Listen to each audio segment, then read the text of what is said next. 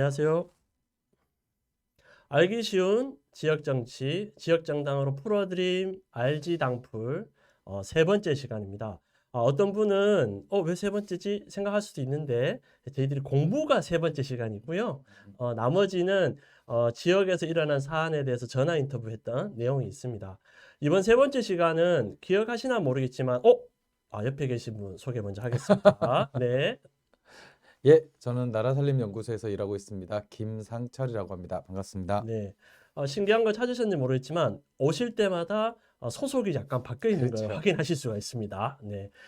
저희들이 아마 이 공부를 한 세 번째 하는 시간이 되다 보니까 아마 그런 것 같고 첫 번째 시간은 행정은 어떻게 움직이지? 그 근거는 뭐지? 그래서 한 세 가지 정도 알아봤고 그 근거에 선출직 공직자의 의지와 그 다음에 조례, 그 다음 예산까지 한번 들여다봤고 두 번째 시간에는 그러면 조례는 누가 만들고 그 힘은 어디서 나오고 그 의미는 뭘까 정도 알아봤습니다.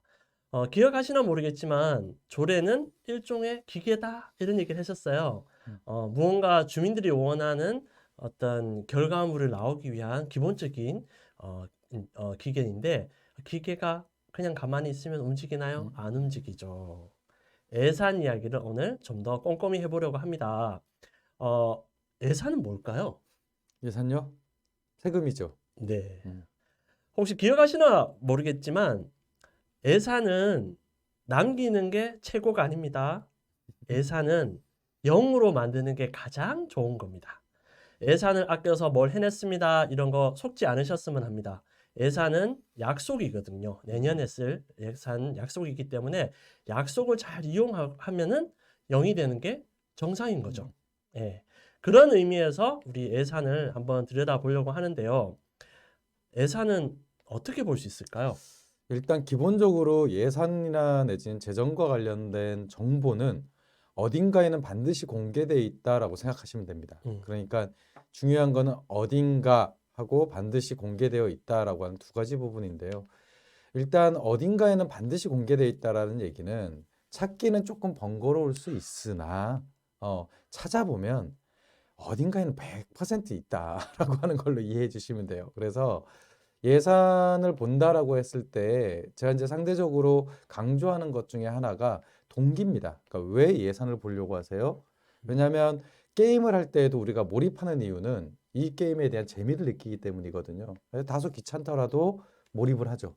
예산도 마찬가지입니다. 내가 이거 봐야 되겠어. 그래서 좀 번거롭더라도 뒤져보고 찾아보겠어. 라고 하는 요 동기부여가 안 되면 예산이라고 하는 거는 내용이 어렵기 때문이 아니라 자료를 찾는데 조금 번거로움이 있기 때문에 문턱이 있다. 그래서 예산과 관련돼서는 기본적으로 살고 계시는 지방정부의 홈페이지를 기본으로 해서 지방재정 365나 이런 관련되어 있는 사이트들을 통해서 충분히 구할 수 있습니다. 네.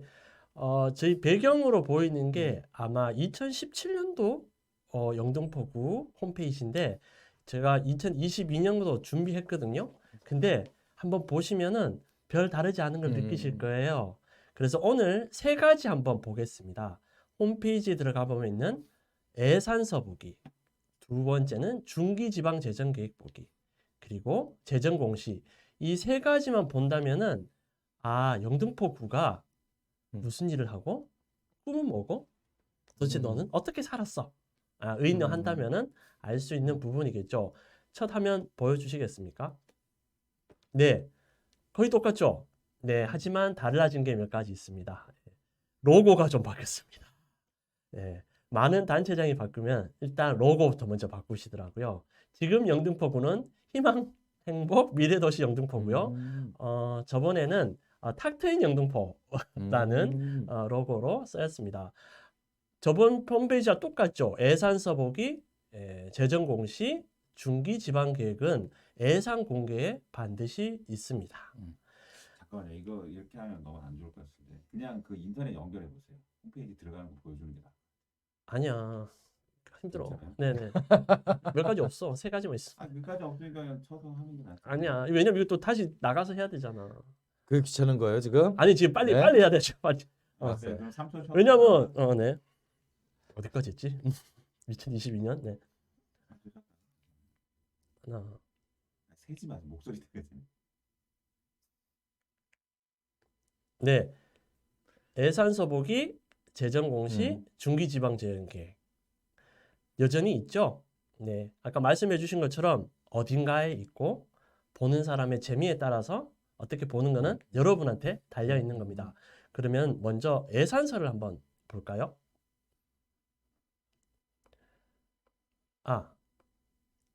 재정공시부터 봐야 되겠습니다. 순서가 그러네요. 네. 네. 재정공시라는 건 뭐죠? 그러니까 재정공시는 지방 정부의 재정 운용 현황과 관련돼서 주민들에게 알려줘야 할 의무가 지방자치단체의 장에게 있습니다. 그러니까 지방자치단체의 장이 정해져 있는 시기마다 우리 지방자치단체는 이렇게 운영되고 있습니다라고 하는 정보를 제공하는 서류를 우리는 재정공시라고 부르고요. 그리고 이 재정공시 제도는 이제 기업에서 하는 기업공시 제도를 차용한 것이기 때문에 잠시만요. 그 마우스로 재정공시에다가 이렇게 왔다 갔다. 이렇게? 그- 나는 하는데 여기는 안 보이는데. 아니 지금 마우스가 일로 와야죠. 근데 어디로 가야 돼? 아니, 왼쪽으로 저는- 밀어보세요. 잠깐만. 아니 그냥 쭉 왼쪽 화면으로 밀든가 어, 오른쪽으로. 나와요. 여기 있네. 예. 음. 자, 3초 있다 다시 할게요. 마우스 위에다 갖다 대세요. 재정공시다. 이것도 왔다 이렇게 하시면 되죠. 자, 네. 그럼 재정공시는 뭔가요? 그러니까 재정공시는 지방자치단체의 장이 지역에 있는 주민들에게 지방자치단체의 재정 현황을 알리도록 하는 것이 법적으로 의무화되어 있습니다. 그러니까 이제 우리 지방자치단체의 재정이 이렇게 운영됩니다라고 하는 것을 어떤 공식적인 틀을 통해서 제공해주는 자료라고 볼 수 있고요. 애초에 이 공시 형식 자체가 기업공시 제도에서 차용한 것이기 때문에 기업공시에서 사용하는 뭐 재무제표나 내지 이런 것들의 용어들이 그대로 사용이 되고 있습니다. 재미있네요. 원래 그 공시라는 거는 뭐 주가를 고민하는 뭐 주주들이 이렇게 보고 이 기업은 얼만큼 했어 이런 걸 보는 거잖아요. 맞습니다. 그러면 구청도 어떻게 보면은 기업의 어떤 쓰는 어떤 재정의 형태로 한눈에 이제 얼마가 왔다 가고 이런 거를 확인할 수 있는 거를 공시하는 그게 있네요. 맞습니다. 그러면 혹시 뭐 국가 재정이 되게 위험할 때 모라토리엄을 선포한다든지 최근에 그 지방 단체가 너무 뭐 세수도 부족해서 지금 공무원한테 줄 뭐 돈이 없다 정도는 아니지만 어떤 사업을 못 한다 이런 것도 재정 공시를 자세히 보면은 그 예상을 좀 할 수 있는 부분도 있겠습니다. 그렇죠. 그러니까 재정공시 항목 중에는 이제 인건비와 관련된 항목도 존재하고요. 그리고 자체적인 세입을 통해서 걷어들이는 자체 수입과 관련된 비중, 그 다음에 뭐 광역 시도나 혹은 중앙정부로부터 이전받은 이전 재원의 규모 이런 것들도 다 나오게 됩니다. 그러니까 그런 현상들을 보면 대략 우리 지방자치단체가 어떤 상황이겠구나라고 하는 걸 짐작해 볼 수 있고요. 특히 재정공시 자료가 예산서에 비해서 가지고 있는 장점 중에 하나는 이 공시 자료에는 시계열 자료가 즉 지금 기준으로 해서 과거의 3년 혹은 5년 정도의 변화를 살펴볼 수 있는 시계열 자료를 함께 제공하고 있습니다. 그러니까 예산이나 이런 것들을 볼 때에는 대부분 이제 경향성을 좀 판단하는 게 필요하거든요. 그랬을 때 재정공시에서 제공하고 있는 시계열 자료를 통해서 이거 나빠지고 있네, 이거 개선되고 있네 라고 하는 진단을 해볼 수 있습니다. 네. 요즘 나온 내용 중에 지난 정부보다 우리 정부가 잘하고 있습니다. 아니면 이 모든 게 지난 정부 때문입니다. 이런 얘기도 어떻게 보면 단체장의 재정 공시만 보더라도 얼추 예상할 수 있는 부분이 있는 것 같습니다. 그러면은 아까 말씀하신 대로 5년치 행적도 알 수 있는 내용이 이렇게 있네요. 그렇죠. 네. 근데 이제 이런 데이터를 볼 때는 가장 유의하셔야 되는 것이 총액이 늘어났다라고 하는 것은 의미가 없습니다. 왜냐하면 매년 경제 성장에 따라서 세수의 수입이나 내지는 거기에 부과되는 어떤 과태료나 내지 이런 것들에 대한 것들은 계속 증가하게 돼 있어요. 그러니까 속성 자체가 증가하는 속성이 있다는 것이죠. 그래서 이런 구성을 볼 때 가장 중요한 것은 비율입니다. 그러니까 전체 세입에서 지방세가 차지하는 비율의 변화가 어떻는가? 그러면 지금 이 데이터를 보면 2013년도에 지방세입의 비중이 28% 정도였다가 2017년에 25% 정도로 낮아졌잖아요. 그러니까 이 얘기는 영등포구의 세입 중에서 지방 세입의 비중이 점차 낮아지고 있다라고 하는 걸 볼 수 있고요. 그러면 이제 우리가 살펴보는 건 이런 거죠. 그럼 어디서 늘어났지? 왜냐하면 100%라고 하는 파이에서 나누는 것이기 때문에 분명히 어딘가가 줄면 어딘가 늘 거거든요. 그러니까 이제 늘어나는 부분을 찾는 겁니다. 아, 보조금이 늘었구나. 보조금이 35%에서 39%로 늘었구나. 이렇게 이런 변화들을 우리가 살펴본다면 이제 거기에선 해석이 따라갈 수 있죠. 아, 지방 세입이 줄고 보조금의 비중이 늘었다는 것은 무슨 의미일까? 이렇게 해석을 곁들여 가게 되면 이제 지방 재정의 현황들을 분석할 수 있게 되는 겁니다. 네. 재정공시에 대해서 좀 알아봤고요. 그다음 많은 분들이 좀 궁금하게 생각했던 게 너의 꿈은 뭐야? 이게 이제 중기 지방 재정 계획이 있지 않습니까? 그렇죠. 그 여기 제 생각에는 중기라는 거는 이제 단기가 아니라 중기라고 하는 어떤 표현이 있는 것 같은데 요거는 어떻게 봐야 될까요? 그러니까 기본적으로 재정 계획을 수립할 때 이제 원칙 중에 하나는 중장기 경제 전망 그리고 거기에 따른 이제 재정 계획을 수립하도록 되어 있는 것이 이제 기본적입니다. 그래서 지방 정부뿐만이 아니라 이제 국가도 재정 계획이라고 하는 것을 수립하게 되는데 이게 이제 재정 계획이 지나치게 길면 현실 적합성이 좀 떨어지겠죠. 그러니까 우리가 가계 경제를 할 때에도 이렇게 보시면 1년, 2년 정도의 계획은 의미가 있다 해도 5년 있다가 어떻게 될 거다. 이런 거는 사실 너도 안 믿고 나도 안 믿는 계획일 겁니다. 왜냐하면 그 사이에 직장을 잘릴 수도 있고, 뭐 무슨 변화가 있을지 모르는데 10년 이후 계획 뭐 이런 거 어떻게 믿습니까? 비슷하게 재정 같은 경우도 가장 최장기라고 해봤자 5년 정도의 중기 계획을 근거로 합니다. 그리고 공교롭게도 이 5년이라고 하는 거는 선출직 단체장의 임기와 거의 겹치게 되는 방식인 거죠. 그래서 이 5년짜리의 재정 계획을 수립하고 그것을 바탕으로 해서 1년짜리 예산서를 작성하게 되는데요.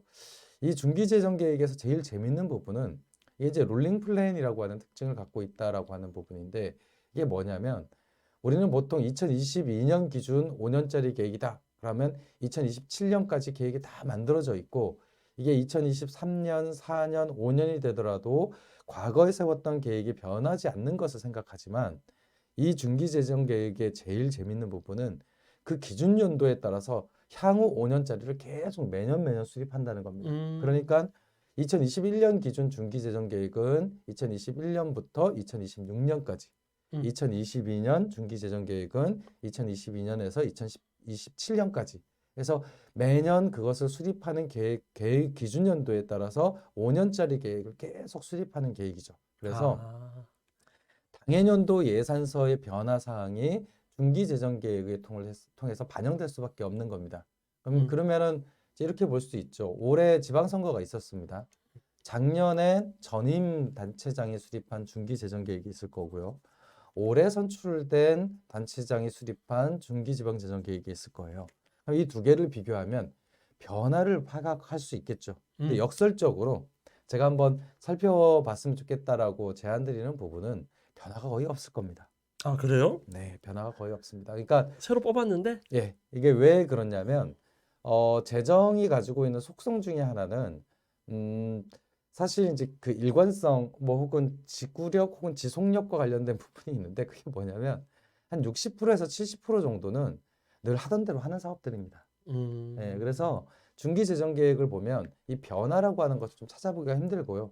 그래서 딱 변하는 부분이 있으면 아, 이건 단체장의 의지네라고 그냥 바로 볼 수 있습니다. 네. 예.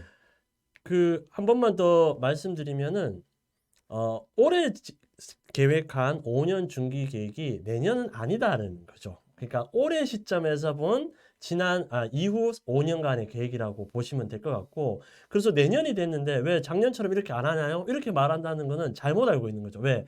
내년에는 또 내년에 5년간의 어떤 계획상의 계획을 그렇죠. 하는 거니까. 그러니까 이제 다만 이런 건 가능하겠죠. 올해 중기 재정 계획을 수립해서 2023년, 4년, 5년의 세입을 예측했는데 내년에 수립한 중기재정계획에서는 올해 수립한 중기재정계획에 세입하고 너무 차이가 많이 납니다. 그러면 이거는 미래 예측의 격차가 너무 큰 거잖아요. 이건 어딘가가 잘못한 겁니다. 작년에 잘못했던, 올해 잘못했던. 그러니까 이제 이런 것들 차원에서 비판이나 혹은 문제 제기를 할 수는 있습니다. 그러니까 중기재정계획의 성격상 그것을 수립하는 기준연도에 영향을 많이 받게 되지만 그게 전년도 계획, 그다음에 그 전년도의 계획을 수평적으로 쭉 놓고 얼만큼 재정계획이 탄실하게 됐는가라고 하는 것을 진단해 볼 수 있는 거죠. 네. 예. 여러분들도 한번 이걸 보시고 나서 바로 홈페이지에 음. 들어가서 여러분들이 사시는 구청이나 군이나 이렇게 들어가셔서 중기지방계획을 보시면은 어려운 글자도 많이 있지만 간단하게 주민들이 보기 쉽게 이 계획은 언제 얼마를 투여하겠습니다가 되게 명료하게 다 써 있습니다. 그것만 보시면은 여러분의 동에 주민센터가 복지센터로 바뀔 건지 아니면은 도서관이 증축을 할 건지 아니면 어느 빌딩이 들어갈 건지에 대해서는 되게 눈에 쉽게 딱 돼 있더라고요. 네네, 맞습니다. 네. 혹시 부동산 하시는 분들은 더 관심 있게 보실 수도 있는데 그런 정보뿐만 아니라 여러분의 생활에 있는 어떤 미래 계획까지도 이 안에 있다는 거 하면서 한 번 더 보시면 될 것 같습니다. 그러면은 중기지방 계획 말고 그러면 예산서를 한번 보도록 하죠. 연간 예산서는 그러니까 내년 2023년도는 언제 나오나요? 통상적으로 지방의회에서 의결하면 한 15일 이내에 홈페이지에 공개하는 것이 일반적이고요. 그래서 아마 이제 그 기초지방자치단체의 경우에는 20일 이전에 지방의회 의결이 거의 다 끝났을 겁니다. 그러면 12월 31일 이전에 홈페이지에 통과된 예산서가 공개되는 것이 일반적이고요. 그거보다 늦게 공개되면 그 지방자치단체의 공무원이 일을 안 하는 겁니다. 예, 그러니까 그래서 이제 제가 오늘 기획예산과에 전화를 해봤습니다. 아마 이런 시민이 있는지는 모르겠지만 2023년 예산서를 보고 싶습니다 하니까 흠칫 놀라시면서 그거는 1월 1일이 일요일이니 1월 2일 날 아마 공시될 예정입니다. 이렇게 하시더라고요. 근데 제가 매년 이 연초에 그 예산서를 보는 편인데요. 좀 안타까운 거는 PDF로 주세요. 그러니까 누구나 다 다운받을 수 있는데 PDF를 보면은 쪽지가 다 프린트하면 이 정도.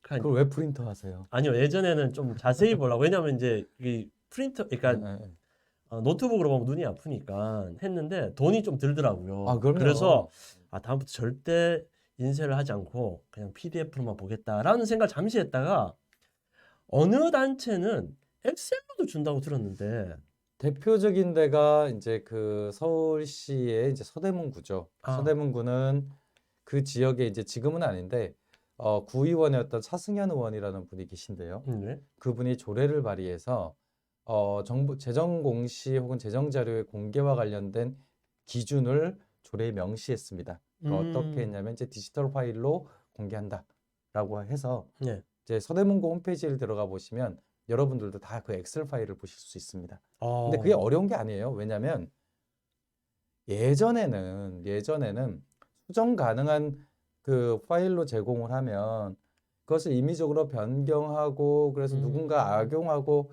이런 걸 우려했던 거거든요. 근데 21세기에 지금과 같은 디지털 시대에 제공되어 있는 정보가 왜곡되고 오염될까 봐 수정 불가능한 자료로 공개한다는 것은 뒤떨어진 생각이죠. 네, 그래서 이미 공개된 지방자치단체의 사례가 있으니까 그런 것들을 근거로 해서 그 가공 가능한 그러니까 엑셀 파일을 통해서 자료를 공개해달라라고 하는 것도 충분히 성립하게 됐습니다. 네, 그 얘기를 저도 최근에 듣고 이제 PDF가 이제 뭐 이제 수정 불가한 어떤 그런 파일이기도 하지만 어떤 예산을 좀 보고 싶다 하면 검색이 좀 되거나 아니면 그 숫자를 어떻게 보면 이렇게 합하든가 이렇게 함수화한다는 만 잘 해두면은 언제든지 집어넣어서 금방금방 제 관심 있는 분야만 좀 더 특출하게 볼 수 있는데 그게 도저히 불가능하더라고요. 맞습니다. 근데 그게 지금 21세기의 어떤 시민들의 어떤 정보 공개에 관련된 부분이 있다면은 이런 부분은 단체장의 의지든 아니면 관련 공무원들의 좀 적극적인 어떤 이 액션이 좀 필요하지 않을까 생각이 드네요. 아마 공무원들이 알아서 재정 정보를 제공하는 일은 없을 거고요. 네. 워낙 수동적인 조직이니까 이제 대신에 단체장이나 지방의회의 의원이 정말 손가락 까딱하는 노력만 있으면 가능합니다. 네. 예, 왜냐하면 기본적으로 엑셀화되어 있는 재정 정보는 어느 수준까지 그 부서에 있냐면은요. 한 5년치 주요 사업별 예산 현황의 변동이나 이런 것들이 다 담겨져 있는 하나의 엑셀 파일이 있고요. 그 하나의 엑셀 파일은 뭐가 있냐면 읍면동별로 그 되어 있는 예산서까지 다 연결되어 있는 엑셀 파일이 하나가 존재합니다. 이거는 모든 지방자치단체에 다 있습니다. 네. 그러니까 사실은 이것이 공개되지 않을 이유는 하나도 없죠. 네, 그러네요. 하나도 없죠. 왜냐면은 그거는 이미 있는 거니까. 보고 예, 싶은 사람들이 보게끔 하는 게 정보 공개인데 뭐 그걸 가지고 뭐 제가 뭐 어떤 지나간 예산을 가지고 뭐라고 할 것도 아니고. 아니 뭐라고 하는 게 당연한 거죠. 네, 아니 그러니까 이제 왜냐면 그걸 재정과 뭐 관련돼서. 고치고 뭘 해가지고 어떤 특정한 어떤 사익을 취할 이유가 하나도 없기 때문에. 그렇죠. 그러니까 네. 그게 정보라고 하는 거는 이런 속성이 있는데요. 공개되면 공개될수록 왜곡이 어렵습니다. 음. 예, 그러니까 대부분 정보가 왜곡되는 경우는 그 정보를 독점하는 데가 있기 때문에 왜곡이 가능한 거거든요. 그러니까 여전히 이제 한국의 행정이라고 하는 것이 정보를 감침으로써 보호하려고 하는 속성이 있는데 이거는 정보공개 원칙에서 보면 말도 안 되는 일입니다. 그렇게 네. 해서 왜곡이 막아지는 사례는 존재하지 않습니다. 네. 네. 너무 엑셀 얘기를 너무 많이 아, 하는데 그렇죠. 네. 뭐 그 정도로 행정 음. 편의가 돼야, 그러니까 행정 편의가 아니라 시민 편의가 돼야지 이런 여러 가지 시민 정치, 지역 정치가 좀 더 이 효율적으로 좀 진행되지 않을까라는 생각이었습니다. 예산서는 이렇게 매번 공개가 되는데 아무도 별로 관심이 없으신 것 같아요. 그렇죠. 예. 예, 그러니까 이렇게 이제 시민들이 이 유튜브를 보고 관심을 많이 가져서 이제 기획예산과라든지 예산서에 전화를 하면 어떤 일이 발생할까요? 일단은 공개하는 것이 원칙이니까 아 이거 찾는 사람이 있구나, 기다리는 사람이 있구나라고 하는 걸 인지하게 되겠죠. 음. 그러니까 사실 1월 달이면 이제 그 행정의 관점에서 뭐냐면 막 부서 변경이 있고 인사 음. 발령 나고 그래서 자기네들 내부 사정이 더 급한 시기예요. 그러니까 시민들이 궁금해하던 예산을 공개하지는 않던 뭐 이런 것들은 뭐 지금 그걸 누가 찾아? 이런 마음이 있을 거거든요. 그럴 때 이제 이용희 대표 같은 분이 전화해서 그 예산서 보고 싶은데요라고 하면 이거부터 해야 되겠구나 이런 생각을 가질 수 있죠. 네.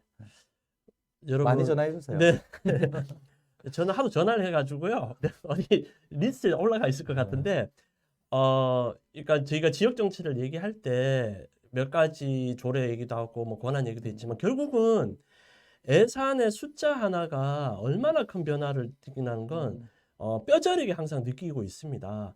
근데 그런 공시 부분 그리고 그런 내용을 꼼꼼히 살피기만 하더라도 엄청난 시민들의 어떤 영향력이 정치권 아니면 행정에 전달될 수 있을 거라고 그쵸. 생각이 듭니다.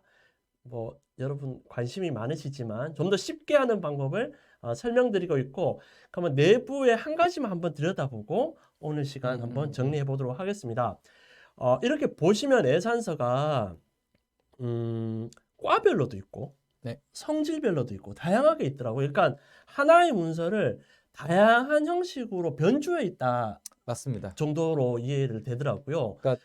기본적으로 예산서라고 하는 것을 어떤 방식으로 이해해 주시면 제일 좋냐면은요. 디렉토리북. 그러니까 이 디렉토리북의 가장 익숙한 형태가 이제 지금은 존재하지 않지만 과거에는 전화번호부라는 게 있었습니다. 아, 근데 이 전화번호부는 굉장히 중요한 정보를 담고 있음에도 불구하고 1쪽에서부터 끝까지 다 읽는 사람은 존재하지 않습니다. 왜냐하면 이런 책자의 특징은 원하는 정보를 검색하는 데 의미가 있는 것이지 그걸 처음부터 끝까지 다 읽는 데 의미가 있는 건 아니거든요. 예산서도 마찬가지입니다. 예산서도 관심 있는 사업을 찾아서 그 사업의 성격이 뭐고 이 사업의 세부 편성 내역이 뭐지라고 하는 것을 확인하기 위한 일종의 디렉토리북에 가깝습니다. 그래서 지금 보여드리는 것처럼 이를테면 지방선거가 있는 해의 경우에는 이 지방선거라고 하는 것을 하나의 사업으로 관주를 합니다. 근데 이 사업 자체로 놓고 보면 액수가 딱 하나로 확인이 되는 거죠. 근데 그 안에 인건비 항목, 일반 운영비 항목 이런 것들이 구분되어 있습니다. 그러면 우리는 뭘 짐작해 볼 수 있냐면 아, 선거를 관리하기 위한 별도의 인력을 뽑는구나라고 하는 것을 짐작해 볼 수 있습니다. 그리고 거기에 세부 편성 내역을 보니까 구마다 한 명씩을 뽑고 15일 동안 일을 한다라고 하는 것이 이제 편성 내역에 있죠. 그러면 우리 이제 이 정보를 통해서 뭘 확인할 수 있냐면 15일 동안 단기 근무하는 사람들을 모집해서 지방선거 관리를 하는구나라고 하는 걸 짐작해 볼 수 있습니다. 네. 예, 그러니까 이제 이런 방식들처럼 예산서를 통해서 내가 관심 있는 사업의 세부 구성이 어떻게 되는지를 확인해 볼 수 있죠. 네. 좀 저는 그 당시에 재밌었던 게 태극기를 그렇게 많이 구매를 하시더라고요. 그렇죠. 근데 이 예산이 제 기억으로는 2018년부터 계속 태극기를 구매하시더라고요. 왜냐면 그전에는 그렇게 구매를 별로 안 했는데, 그래서 왜 이렇게 태극기를 구매할까 했는데, 어느 순간 태극기를 굉장히 크게 해서 붙이는 게 하나의 좀 뭔가 이슈였던 적이 있었던 것 같아요.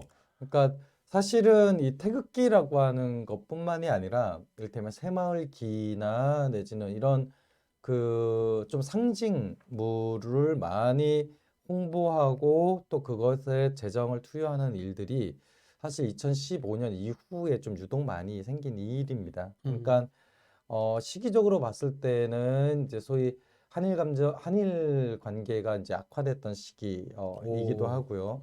그리고 그 지방자치단체의 맥락에서 보면은 이제 각종 새마을 관련된 조례들이 개정이 되면서 소위 새마을 장학금이 만들어지고 그 다음에 새마을 유공자에 대한 표창 기준이나 이런 것들이 막 새롭게 만들어지는 시기이기도 했고요. 그러니까 이제 그런 그 맥락들이 좀 연결이 되면서 소위 이제 태극기 구매나 내지는 뭐 무궁화 묘목 나누기 이런 사업을 정기적으로 하는 데도 있어요. 그러니까 네. 이제 그런 것들이 이제 숨겨져서 계속 이렇게 증액이 되고 있는 중이죠. 네. 증액이 되든 어떻게 되든 그거는 어디에 있다? 네, 예산서 예, 보시면 다 예산서에 있습니다. 있습니다.